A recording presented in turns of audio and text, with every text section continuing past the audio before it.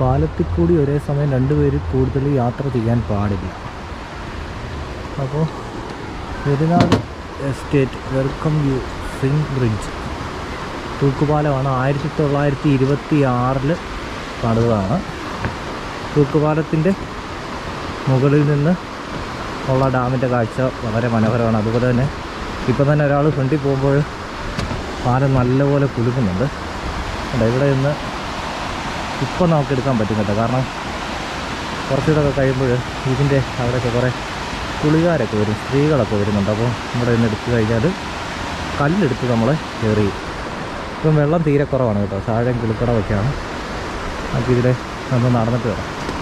നല്ല കുലുക്കമുണ്ട് കേട്ടോ. ഒരാളിപ്പോൾ നടന്നു പോകുമ്പോൾ തന്നെ നമുക്ക് ഒരു ചെറിയൊരു ചെറുതല്ല, അത്യാവശ്യം നല്ല രീതിയിൽ കുലുക്കുന്നുണ്ട്. ഒരു ചെറിയ പേടി, നോക്കി നടന്നില്ലെങ്കിൽ കുലുക്ക